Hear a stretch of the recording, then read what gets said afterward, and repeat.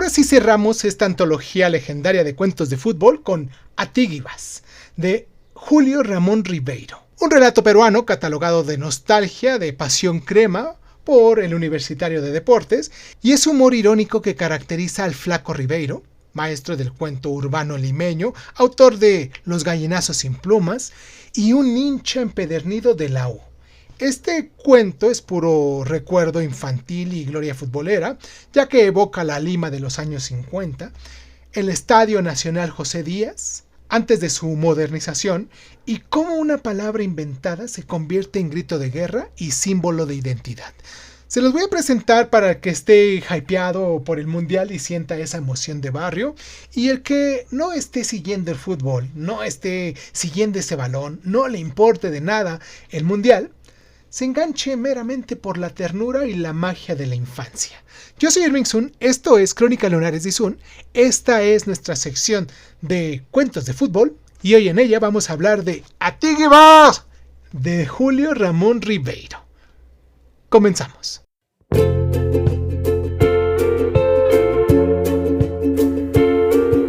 Hola, bienvenidos a Crónica Lunares de Sun. Yo soy Irving Sun, escúchanos en tu plataforma favorita. Y si quieres tener acceso preferente, dale al botón de membresías en YouTube y ahí encontrarás audios exclusivos para miembros de este canal. Y sin más ni más, ¿qué tal si comenzamos?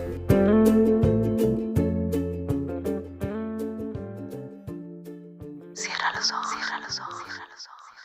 Imagina la Lima de los años 50. El viejo Estadio Nacional José Díaz, con su grama pelada, las tribunas de cemento crudo y un olor a sudor, cigarrillos y esperanza. El narrador, claramente el alter ego de Ribeiro, un chiquillo de familia modesta, va con su hermano a ver partidos inolvidables. Desfilaron ahí cracks argentinos, brasileños, uruguayos, pero sobre todo Alianza Lima, los negros, y Universitario de Deportes, los cremas, el equipo del corazón del autor. Y esos domingos eran sagrados: escaparse de casa, apretujarse en la tribuna de segunda, gritar hasta quedarse roncos, y entonces aparece la magia. Un partido tenso. Alianza empata un gol. La tribuna crema está furiosa, y de pronto una voz resuena desde lo alto. ¡Atiguibas! Nadie sabe qué significa. ¿Un insulto inventado? ¿Un grito de guerra sin sentido? ¿Una palabra que surgió del alma colectiva? No se sabe, pero se pega como pólvora. Toda la tribuna la repite, la grita, la convierte en himno. ¡Atiguibas! ¡Atiguibas! El estadio retumba, los jugadores se desconectan, los rivales se intimidan y el Universitario remonta, gana y el grito se queda para siempre en la memoria del narrador. Ribeiro no lo cuenta con esa prosa suya tan viva, con esos recuerdos sensoriales donde nos marca que el sol está quemando, el polvo levantándose, los ecos de los cánticos, con ese humor sutil, la palabra absurda que nace de la rabia y se vuelve épica, y una nostalgia profunda por la infancia, cuando el fútbol era puro, sin bar ni sponsors, solo mera pasión desbordada y creatividad popular. Atiguibas no es un insulto real, es un invento colectivo, un grito de identidad que une a la hinchada en su rabia y en su alegría. El narrador adulto reflexiona: esa palabra absurda capturó mejor que cualquier himno nacional el espíritu de la U, la de los cremas, la que sufría y gozaba en igual manera. Es un relato corto, nostálgico y alegre, uno de los más luminosos de esta antología, con diálogos de tribuna y una prosa que fluye como un partido de barrio. Es perfecto para leer en voz alta con esa energía, ya que dura unos 20-22 minutos y es ideal para ponerle pasión al grito. ¡Atiguibas! Grítalo tú también y verás cómo te va a enganchar. Enlaza genial con todos nuestros cuentos anteriores. Recuerden que ya leímos a Decibeles con su pasión radiofónica, a Argüelles con su Apocalipsis, a Cerezales con el Upside Vital, a Llamazares con su penal trágico, a Zaga con el Tiempo Hooligan, a Vincent con la Grada Tribal, a Regás con sus quejas, a Navarro con su Pacto Diabólico, a Fontana Rosa con su locura hincha, a Roa Bastos con el genio roto, a Soriano con su penal eterno, a Vandano con su cagada familiar, a San Pedro con su religión marciana, a Birs Echenique con su libertad infantil, a Fernández Santos con su corrupción rural, a Benedetti con su tragedia del césped, a Fernán Gómez con su directivo gris, a Juan Villoro con su extremo fantasma, a Cázares con viejo y gordo, a Marías con tiempo indeciso, a Rivas, que fue el último cuento que leímos ayer, con su heavy metal rural, y estamos terminando el día de hoy con Rivero, que remata con toda esta explosión de infancia y grito popular. El fútbol como una invención colectiva, donde la palabra sin sentido puede ser el himno más poderoso. Y mientras vemos cánticos globales y estadios llenos en México, Canadá y en Estados Unidos, este cuento nos recuerda que la verdadera magia nace en las tribunas humildes, con un grito inventado que une a miles. Y nos preguntamos, ¿y si en algún partido final de estas ya eliminaciones surge un Atíguibas nuevo que se viraliza? ¿Lo gritarías? Sería un final alegre, peruano y lleno de vida, equilibrando las tragedias y las reflexiones anteriores con pura pasión infantil. Pero bueno, si quieres más cuentos como ¿Cuáles son los míos?, de Juan García Hortelano, o algo de Roberto Fontana Rosa, pues me gustaría mucho que nos dejaras aquí en los comentarios cuál es tu cuento favorito, cuáles las selecciones que estás apoyando hasta estos momentos. Y pues nada, me gustaría que también nos compartieras en WhatsApp con tus amigos, con tus conocidos, y recuerda que entre más personas llegue, más grande hacemos esta comunidad y más los escucho para ver de qué seguimos hablando después de que termine el mundial. ¡A ti que vas! Cierra los ojos, cierra los ojos, cierra los ojos, cierra los ojos. Atiguibas, Julio Ramón Ribeiro. En el viejo Estadio Nacional José Díaz, ahora ampliado y modernizado, viví de niño y luego de muchacho horas inolvidables.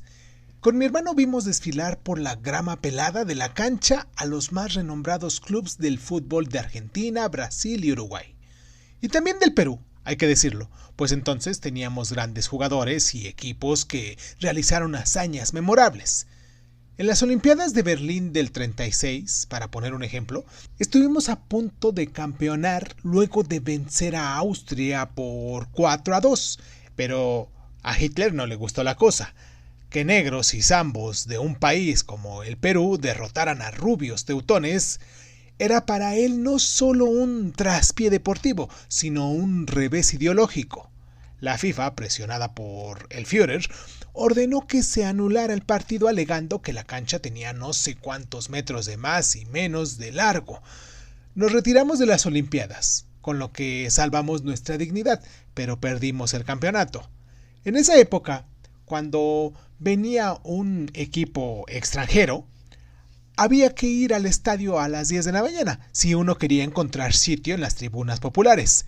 El partido fondo era a las 4 de la tarde, de modo que para que el público no se aburriera, se jugaban antes unos 10 o 12 partidos preliminares.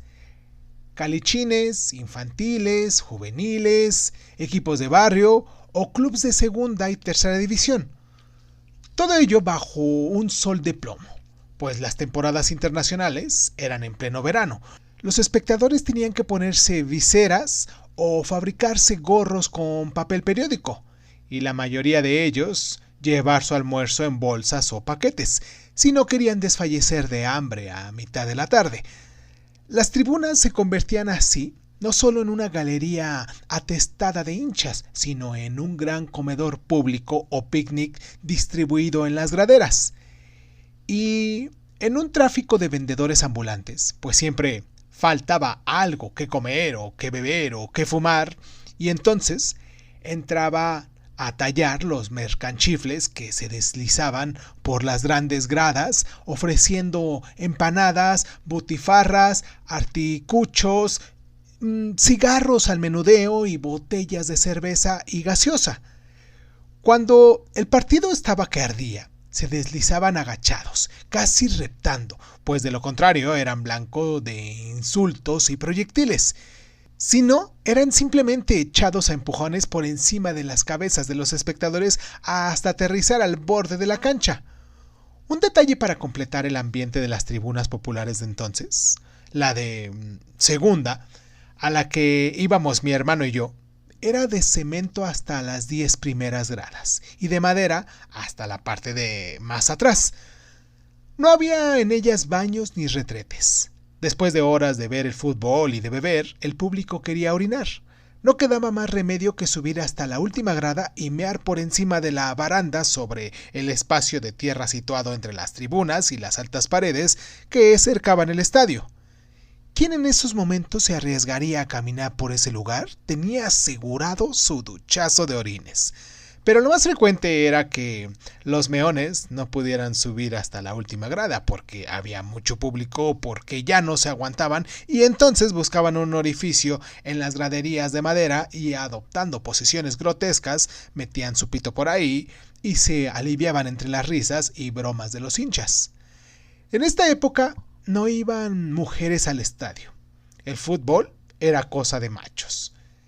El grito surgió en medio del tenso silencio que reinaba durante el partido entre el Popular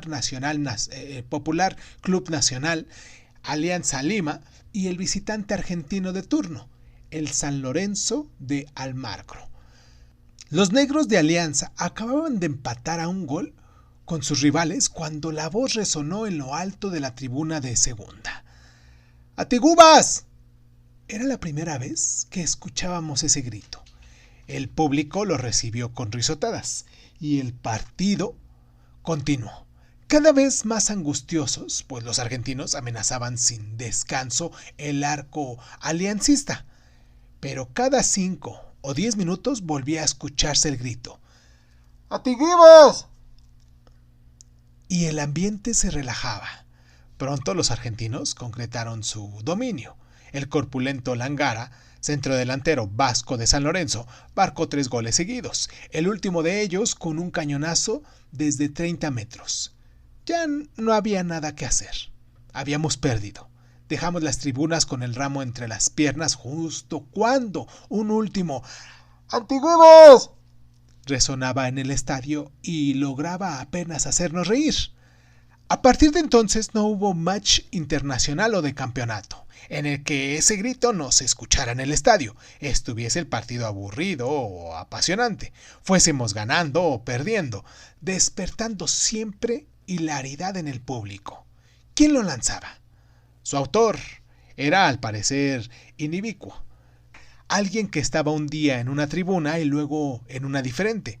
Mi hermano y yo, a fuerza de ir al estadio, logramos localizar el origen del grito en la parte alta de la tribuna de segunda y a veces en la tribuna del Popular Norte, pero no distinguíamos al sujeto que lo lanzaba. La voz era potente, ronca, una voz borracha o negroide, pero el estadio estaba lleno de borrachos y negroides. ¿Qué significaba además esa palabra? Nadie lo sabía. Todos a quien preguntábamos en el estadio o fuera de él decían haberla escuchado, pero ignoraban su significado. Una tarde, al fin logramos ver al gritón y en circunstancias más bien sombrías.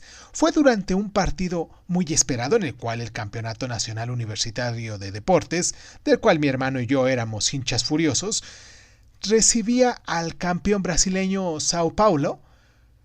Como el uniforme de ambos equipos era blanco, Universitario por cortesía con el visitante cambió el suyo por una camiseta verde, ver salir a nuestro equipo con una camiseta de otro color nos dio mala espina.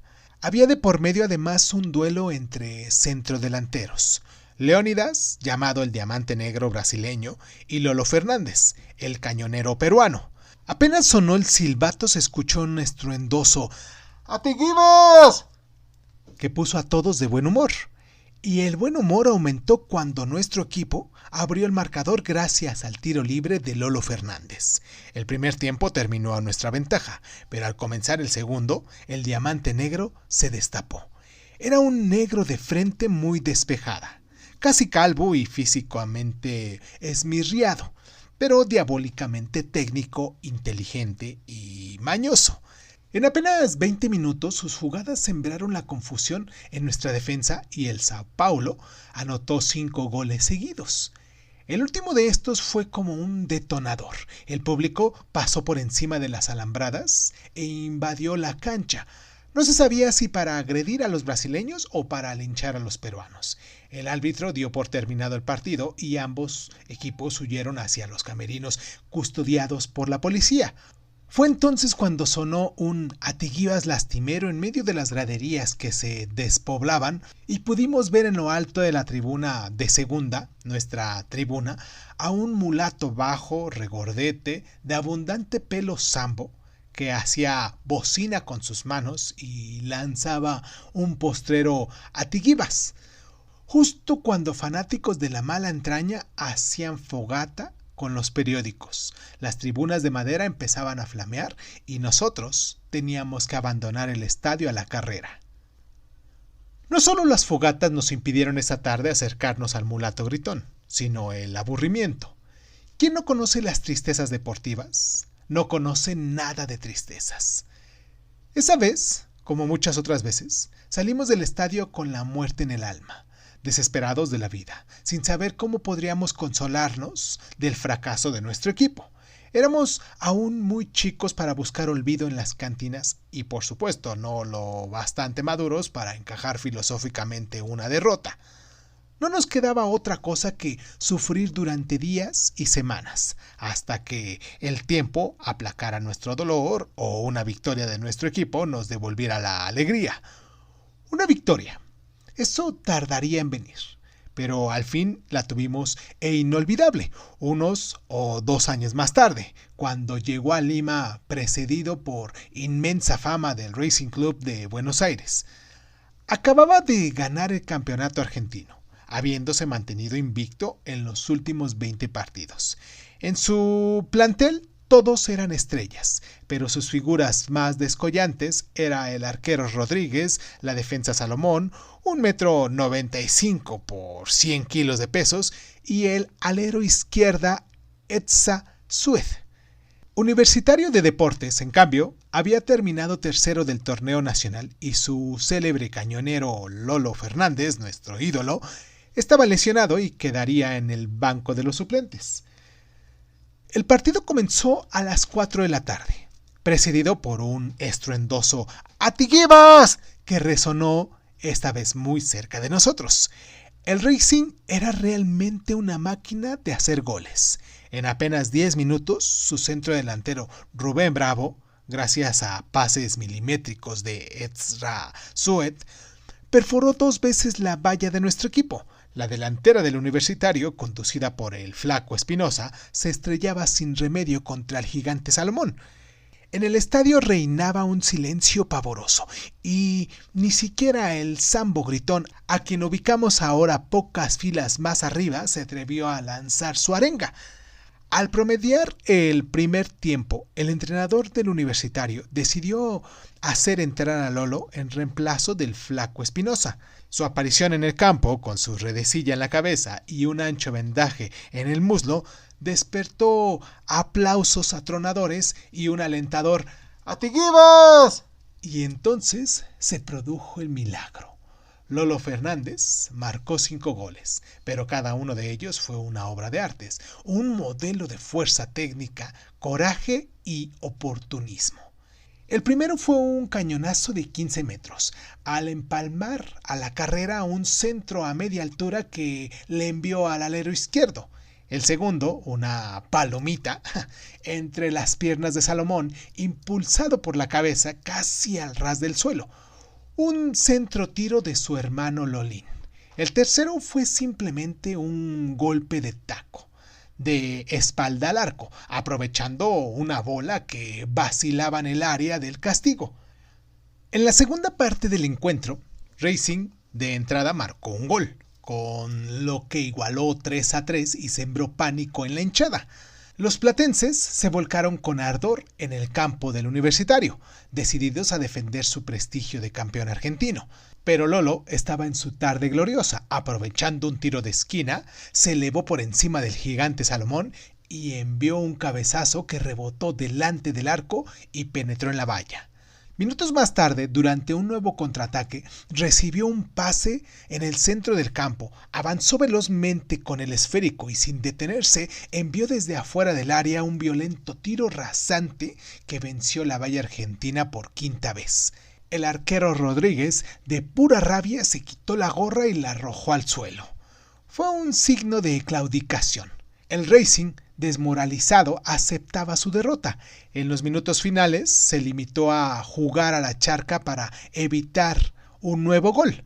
El match terminó en medio de hurtas, cantos y chillidos de júbilo. Y entre estos, el infalible y sonoro ¡Antiguivas! Como esta vez el mulatón estaba a nuestro alcance, mi hermano y yo tratamos de abordarlo para compartir nuestra emoción y sonsacarle de paso el sentido de su enigmático grito. Pero una turba de hinchas borrachos que blandían botellas de cerveza lo rodearon y en ruidosos tumultos se perdieron por una de las oscuras escaleras que descendían hacia las puertas de salida. Seguimos yendo al viejo estadio durante años. Más por costumbre que por pasión. Las derrotas nos hacían aún sufrir y los triunfos gozar, pero con menos intensidad que antes. Éramos ya mozos. Descubríamos el amor, el arte, la bohemia, la ambición, otros ámbitos donde invertir nuestros sueños y cobrar otra calidad de recompensa. Íbamos a la segunda en grupo. Tomábamos cerveza, llegábamos incluso a burlarnos piadosamente de nuestros ídolos, Lolo Fernández, entre otros, que se acercaban a la cuarentena y fallaban lamentablemente hasta los tiros de penal. Y el Antiguivas seguía resonando, con menos frecuencia que antes, es verdad, pero seguía resonando, despertando siempre la risa del público y nuestra curiosidad. Una especie de fatalidad impedía, sin embargo, que abordásemos la fuente del grito, el sambo borrachoso. A pesar de que lo tuvimos algunas veces tan cerca que pudimos ver su encrespada melena, su tosca nariz un poco torcida y su cutis más morado que negro, marcado por cráteres y protuberancias, como un racimo de uvas Borgoña muy manoseado. Gresca, tranca y llegada a la segundilla, público al que se le abrían las puertas del estadio media hora antes de terminar el partido y que se inundaban las tribunas de segunda, lo sacaron siempre de nuestra órbita. Es así que terminó por no ir más al estadio y luego por abandonar el país sin haber podido resolver el secreto de ese grito. Muchos años más tarde, en uno de mis esporádicos viajes al Perú, me aventuré por el Jirón de la Unión, convertido ya en calle peatonal atestada de ambulantes cambistas, vagos y escaperos. Me abrí paso difícilmente entre la muchedumbre cuando divisé en el atrio de la Merced a un pordiosero de pie al lado del pórtico con la mano extendida. Su rostro me dijo algo, esa nariz asimétrica, esa pelambre ensortijada ahora grisácea y sobre todo ese cutis morado, violáceo, como de carne un poco podrida. ¡Acabáramos! Era Antiguivas. La ocasión al fin de abordarlo, de acosarlo y de averiguar el significado de esa palabra que durante años traté en vano de conocer. Me salí del río de peatones y me acerqué al mendigo que, según noté, tenía un pie envuelto con un espeso vendaje sucio. Al sentir mi presencia alargó más la mano cabizbajo. «Alguito, no más para este anciano enfermo». Su voz ronca era inconfundible. Inclinándome, le murmuré al oído: «Antiguivas». Fue como si lo hubiera hincado con un alfiler. Dio una especie de respingo y levantó la cabeza, mirándome con los ojos muy abiertos. «No me digas que no», continué. «Te conozco desde que iba al estadio de chiquito. La tribuna de segunda, allá arriba. ¿Cuántas veces te he oído gritar? Pero ahora me vas a decir lo que quiere decir Antiguivas. He esperado más de 20 años para saberlo». El mulato me observó con atención y alargó más la mano. «Sí, pero si me sueltas unos verdes». Tenía en el bolsillo un billete de $5 y otro de 100. Le mostré el de 5. Hizo un gesto negativo con la cabeza. $20. Protesté diciendo que eso era una estafa, que si no fuera porque estaba en Lima, de paso, no le hubiera ofrecido ni un solo dólar, pero el mulato no cesó. Bueno, dije al fin. Voy a cambiar esos $100, espérame aquí. El mulato me retuvo. Esos cambistas son de la mafia. Venga conmigo acá adentro, yo conozco al sacristán, él paga bien. Entré a la iglesia guiado por él, que se desplazaba sin mucha dificultad a pesar de su pie vendado. El templo a esta hora estaba casi vacío, frecuentado solo por algunos turistas y beatas e iluminado por los cirios que titilaban entre algunas imágenes. Paseamos delante de varios confesionarios desiertos hasta llegar a una puerta lateral que estaba entreabierta. ¿Tiene el billete ahí? Me espera un instante. Le entregué los $100 y di unos pasos hacia el sagrario para apreciar de más cerca las tallas barrocas del templo mayor, pero a los pocos metros me detuve atenazando por la sospecha y volví rápidamente hacia la sacristía. En esa pieza no había nadie, ni tampoco en la contigua, ni en la siguiente que por una pequeña puerta reconducía a la nave lateral. Ya ni valía la pena echarse a buscar al mulato, que no era ni cojo ni mendigo. De pura cólera lancé un estruendoso atiguibas que resonó en todo el templo, alarmando a las viejas dobladas de sus reclinarios. Y creí comprender el sentido de esa palabra, cuando al salir de la iglesia me sorprendí diciéndome que ese mulato pendejo me había metido su atiguibas. Suscríbete a Crónica Lunares de Izun en Spotify y otras plataformas de audio y de podcast. Si te gusta lo que estamos haciendo, regálanos un like, comparte este audio en tus redes sociales y sobre todo, déjanos un comentario con tus inquietudes, ¿vale? Crónica Lunares de Izun es un programa de divulgación cultural conducida, narrada y comentada por Irving Sun y en muchas ocasiones por invitados especiales. Si quieres participar leyendo tu cuento favorito en voz alta, recuerda ponerte en contacto con nosotros. Agradezco infinitamente a todos los lunares que con sus donaciones hacen que este canal crezca y me sienta motivado a hacer lo que me gusta hacer y mostrárselo en estas plataformas. Gracias infinitas. Yo soy Irving Sun, esto fue Crónica Lunares y ¿qué tal si nos escuchamos después?